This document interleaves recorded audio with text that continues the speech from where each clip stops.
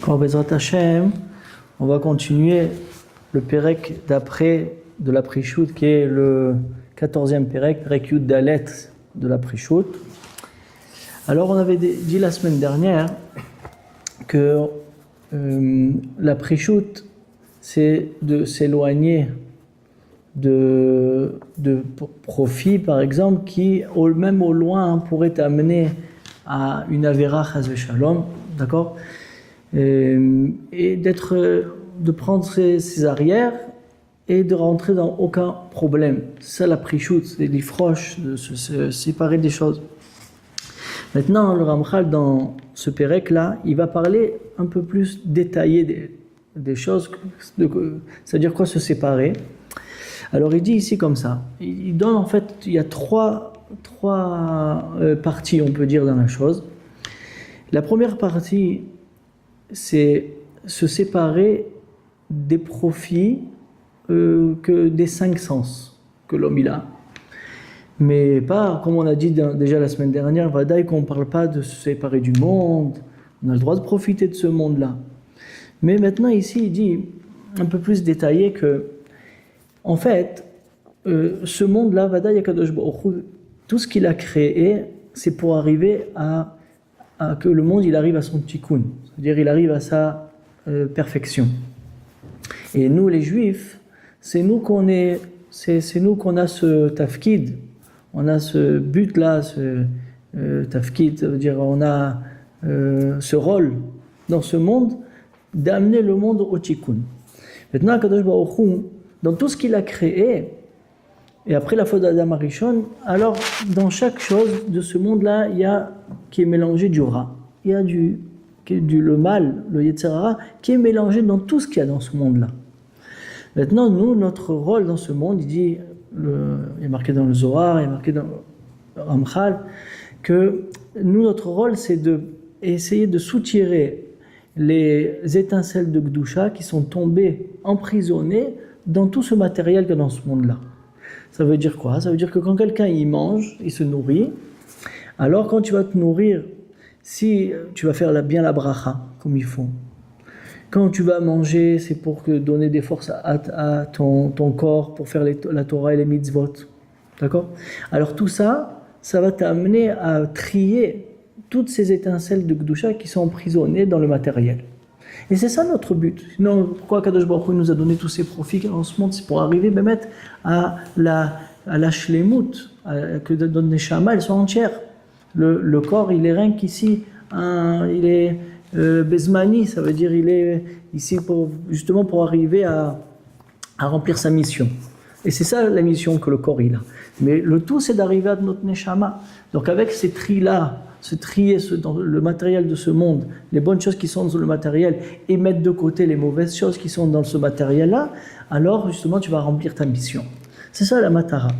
Maintenant il dit que dans les 5 sens, chaque sens que l'homme il a, alors il y a un certain profit. Il y a un certain profit. Par exemple, le sens du palais, manger, c'est l'ochel, c'est nourrir. Il y a les habits, de mettre ses habits, tout ça, c'est des profits que le corps il sent. D'accord?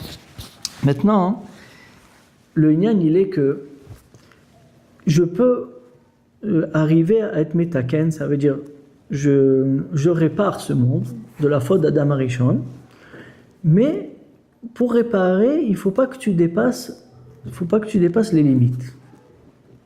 Ce qui répare, c'est-à-dire toi, tu dois toujours rester dans les limites de la réparation de ce monde. Tout ce qui va dépasser la réparation de ce monde, alors tout ce qui va dépasser à ça va arriver au Yetzer Hara. Alors il dit le Ramchal dans Sefer Kitzur HaKavanot, lui il dit comme ça. Il dit par exemple, quelqu'un il se nourrit, d'accord, il mange bien, un bon repas, très bien. Grâce à ce bon repas qu'il a mangé, il a eu un bien-être qui va faire qu'il peut amener la parnasse à sa famille. D'accord, il a bien mangé, donc il peut penser à sa famille. La famille, elle peut bien garder le Torah en mitzvot grâce à ça, bien vivre, bien garder le Torah en mitzvot. Toi-même, tu as des forces pour étudier la Torah et tout ça. Très bien, magnifique. Mais si tu dépasses à ça, par exemple, Et c'est, encore une fois, c'est des degrés, Rabotai. C'est le degré de la pré-shoot. J'ai vu une fois le Kaf HaChaim, il dit que, par exemple, quelqu'un, il a mangé un bon repas, très bien, impeccable. À la fin, il a mangé un fruit. Très bien. Et c'est très bien le fruit, parce qu'il y a beaucoup de sgoula dans le fruit. Il y a beaucoup d'étincelles de Gdusha qui sont emprisonnées dans les fruits. Et quand tu fais la bracha sur le fruit, avec une bonne kavana et tout ça, tu peux arriver à un grand tikkun, à arranger beaucoup de choses. Mais si, par exemple, tu prends un deuxième fruit, et ce deuxième fruit, tu n'avais pas besoin d'en prendre. C'est pour ton bien-être et tout ça. Un fruit, ça suffisait. Et tu as pris un deuxième. Alors, celui qui veut être farouche de ce monde, il ne va pas prendre ce deuxième fruit.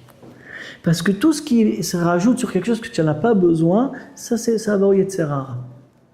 Comme ça, le Ramchal, il nous dit dans Kitsura Kavanot, quand on regarde dans la pénimiout, dans la profondeur des choses, dans le Sod, alors cette chose-là, elle se dévoile que tout ce qui dépasse ce que tu as besoin, ça va au Yetzer Hara. À part si c'est Shabbat. Shabbat et Yom Tov, alors toute la Bria, elle devient Kadosh. C'est ça la grandeur du Shabbat, c'est que même ce monde-là qui est matériel, il monte vers la Gdusha. Donc même si tu dépasses, tu manges beaucoup plus que ce qu'il y a besoin, tu manges 10 fruits si tu as envie, tout rentre que dans la Gdusha. Donc Shabbat, on n'est pas limité, à part si quelqu'un il se saoule et tout ça, on ne parle pas de ça. D'accord ?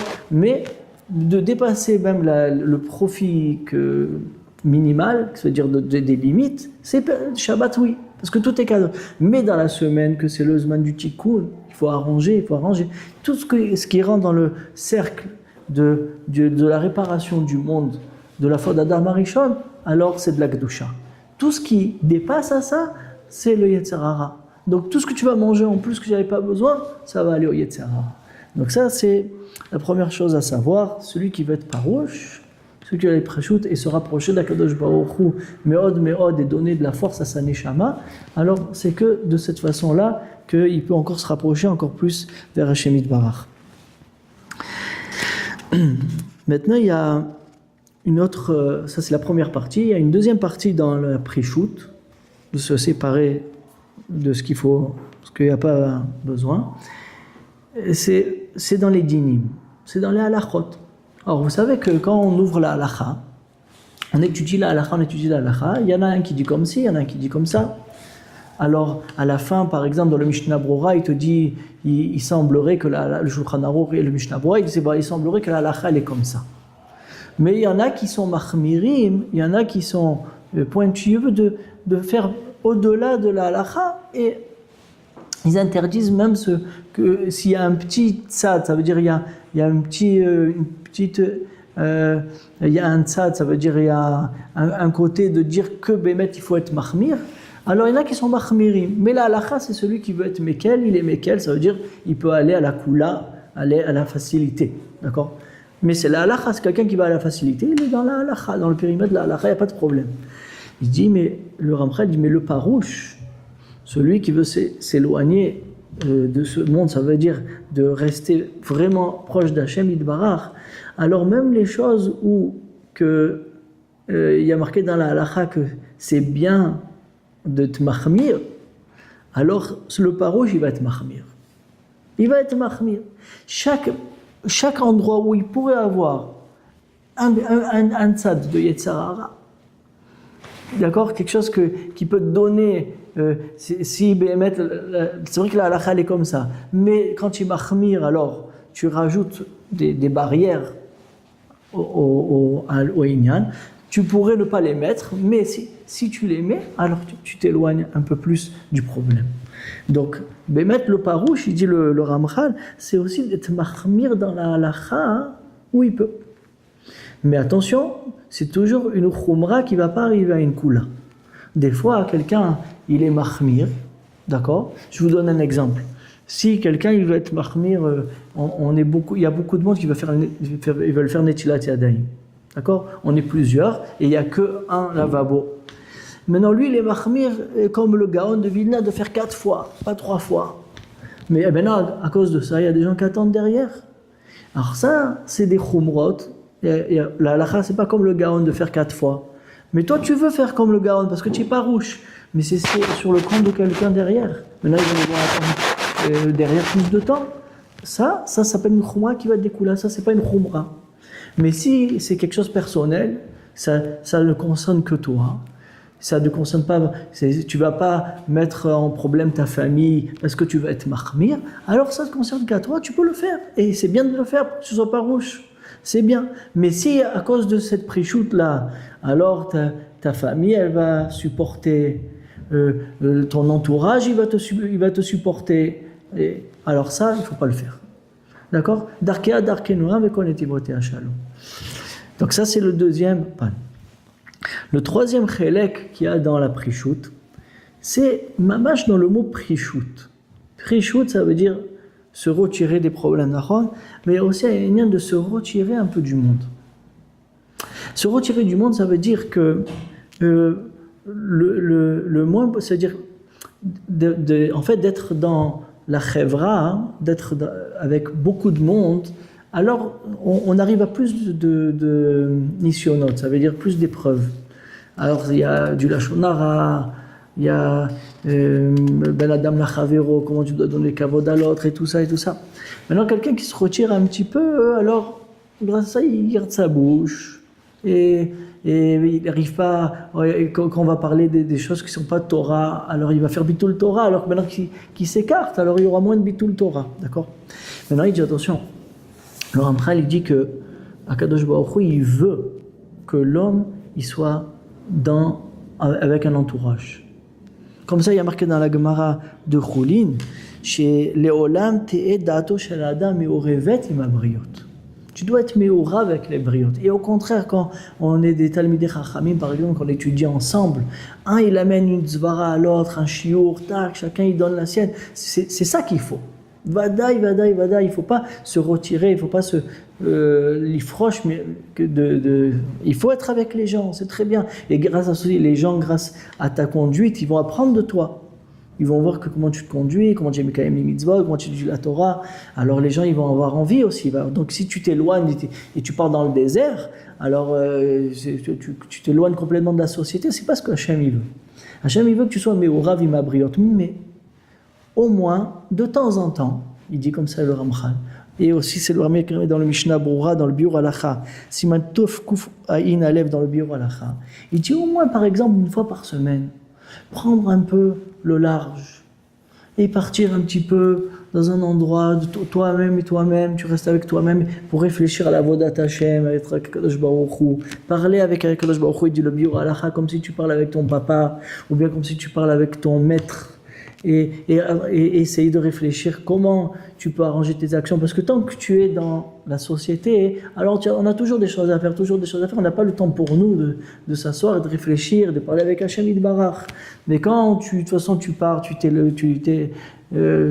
porèches, tu pars un petit peu, tu prends du large, alors là tu peux te retrouver avec toi-même et réfléchir comment faire les mitzvot un peu mieux, comment faire la Torah mieux, et un peu moins peut-être parler, pas trop rentrer dans la shonara, et justement, quand au moins une fois par semaine tu fais ça, comme ça il dit le Biur Halacha, tu vas habituer ta bouche à ne pas parler la shonara. Mais si tu es tout le temps confronté au problème, tu vas pas avoir le temps de t'habituer à ça.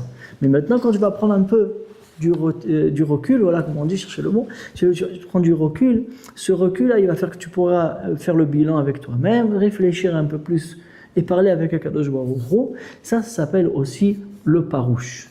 Donc pour récapituler ce qu'on a dit, les mettre dans le chelke aprichut, comme ça il appelle ce pérec là le Ramchal, chelke aprichut, il y a plusieurs chalakim parties dans cette prichut. Il y a la prichut des sens, de ne pas dépasser ce que Béhémet, le monde il a besoin, ce que Hachem il a mis dans ce monde-là pour arriver au tikkun, de s'en servir que pour ça. Tout ce qui dépasse à ça, c'est le Yetzer Hara, donc moi je me retire parce que je ne veux pas être bichlav avec le Yetzer Hara, je ne suis pas rouge, comme ça il dit Ramchal. La deuxième chose c'est dans les dinim, on a dit, dans les dinim d'être mahmir, où il y a un tzad dans la halakha d'être mahmir, je suis mahmir, mais pas au compte des autres. Et la troisième, c'est un peu se retirer pour faire le bilan avec soi-même, pour parler un peu avec Akadosh Baruch Hu. Et grâce à ça, l'homme, il peut arriver à la préchoute et renforcer son âme au-delà de son corps et arriver à être proche d'Hachem Yitbarach. Shavuot Tov.